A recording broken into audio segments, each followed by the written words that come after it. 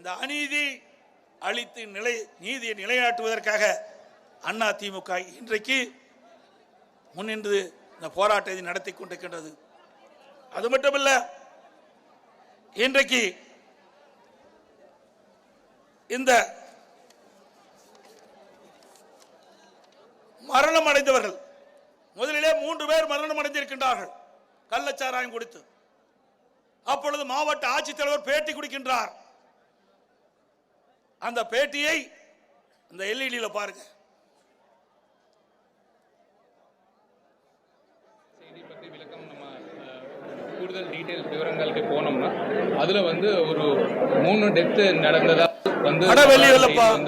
இந்த 3 டெத்துமே நம்மளுடைய Kallakurichi medical college hospital நடந்த இறக்கம் கிடையாது.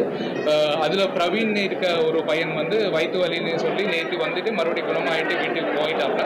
அது இல்லாம 2 பேர் வெவ்வேறு டெத்துக்காக, ஒரு ஆள் வயசாக இறந்துட்டாரு, இன்னொரு ஆள் பிட்ஸ் மூலியமா இறந்ததாவது தகவல். அது எல்லாமே out of the hospital death தான் நடந்ததுனால அதுக்குண்டான விவரங்கள் இந்த மெடிக்கல் காலேஜ் டெத்து ஆர் இந்த தவறான ஆல்கஹால் டெத் மாதிரி நம்ம இல்லைன்னு தெரிய வருது.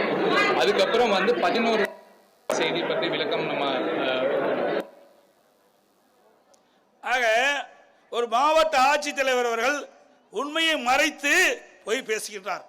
உண்மையிலேயே நடந்த சம்பவத்தை அவர் ஊடகத்தின் வாயிலாக, பத்திரிகையின் வாயிலாக அப்பொழுது தெரிவிக்கப்பட்டிருந்தால் இவ்வளவு உயிர்கள் பறி போயிருக்கிறார். மாவட்ட ஆட்சித்தலைவர் பேட்டி கொடுக்கின்ற பொழுது என்ன சொல்கிறார்? ஒருவர் வயிற்று வலி காரணமாக வயிற்றுப்போக்கு ஏற்பட்டு இறந்ததாக சொல்கிறார். மற்றொருவர் வயது முதிர்ப்பின் காரணமாக இறந்து விட்டதாக சொல்கிறார். இன்னொருவர் வலிப்பு இறந்ததாக சொல்கிறார். இப்படி அரசுடைய அழுத்தத்தின் காரணமாக மாவட்ட ஆட்சித்தலைவர் இப்படிப்பட்ட பச்சை பொய்யை சொல்லிய காரணத்தினால் இந்த கள்ளச்சாராயம் குடித்தவர்கள் இந்த மாவட்ட ஆட்சித்தலைவருடைய செய்தியை கேட்டு சிகிச்சை பெறாமல் இருந்து விட்டார்கள். பல பேர் துக்கத்தை வந்தவர்கள். மாவட்ட ஆட்சித்தலைவர் சொல்கிறார், இது வதந்தியை நம்ப வேண்டாம். யார்? மாவட்ட ஆட்சித்தலைவர் பேட்டியிலே சொல்கிறார், வதந்தியை நம்ப வேண்டாம். கள்ளச்சாராயம் குடித்து இந்த 3 பேர் இறக்கவில்லை, அந்த காரணத்தையும் சொல்லிவிட்டார். இதனால் மக்கள் நம்பினார்கள், ஏழை மக்கள் நம்பினார்கள். துக்கத்துக்கு வந்தவர்களும் மது அருந்தி குடித்தார்கள். அதனால் இவ்வளவு பெரிய இழப்பு, உயிரிழப்பு ஏற்பட்டிருக்கின்றது. அப்பொழுது ஒரு பெண்மணி சொல்லுகிறார். அதையும் இந்த பகுதியில் எடுத்த படம், அதையும் பாருங்கள். அரசாங்கம் இதுக்காக ஒரு இதுவும் முடிவும் எடுக்கல. மதியம் வரைக்குமே கலெக்டர் என்ன சொல்லிட்டாரு, இது வெவ்வேறு வியாதினாலதான் வந்தது, வெவ்வேறு நோயினால வந்தது. எங்க அண்ணனுக்கு பிக்ஸ் வந்துருச்சுன்னு சொன்னாங்க, பையனுக்கு வயிறு வலின்னு சொல்லி சொன்னாங்க. ஆனா இது எதுவுமே உண்மை இல்லை. கலெக்டர் முன்னாடியே அந்த ஸ்டெப் எடுத்திருந்தாருன்னா இப்ப இத்தனை பேர் இறந்திருக்க மாட்டாங்க. அரசாங்கம் இதுக்காக ஒரு இதுவும் முடிவும் எடுக்கல. மதியம் வரைக்குமே கலெக்டர் என்ன சொல்லிட்டாரு, இது வெவ்வேறு வியாதினாலதான் வந்தது, வெவ்வேறு நோயினால வந்தது. எங்க அண்ணனுக்கு பிக்ஸ் வந்துருச்சுன்னு சொன்னாங்க, பையனுக்கு வயிறு வலின்னு சொல்லி சொன்னாங்க. ஆனா இது எதுவுமே உண்மை இல்லை.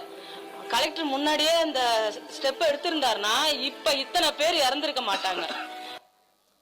இது அரசனுடைய கைலாகத்தனம், அரசுடைய அழுத்தத்தின் காரணமாக மாவட்ட ஆட்சித்தலைவர் இந்த செய்தியை வெளியிட்டு இன்றைக்கு பல பேர் உயிரிழந்ததற்கு காரணம் இந்த அரசாங்கம் பொறுப்பேற்க வேண்டும். அதைத்தான் நாங்கள் சொல்கிறோம். இப்படி அரசாங்கம் வேண்டுமென்றே திட்டமிட்டு இன்றைக்கு அரசு அதிகாரிகளை பலி கொடுத்து இன்றைய தினம் விலை மதிக்க முடியாத உயிரின பறிபோய் இன்றைக்கு நிலைகுலைந்து இருக்கின்றோம். அது மட்டுமல்ல, இன்றைக்கு இந்த கள்ளச்சாராய வியாபாரி ஒருவர் அவர் வீட்டிலே இருந்து விற்பனை செய்திருக்கின்றார். அவருடைய கதவிலே யாருடைய படம் ஒட்டப்பட்டுகின்ற செய்தியும் நீங்கள் பாருங்கள்.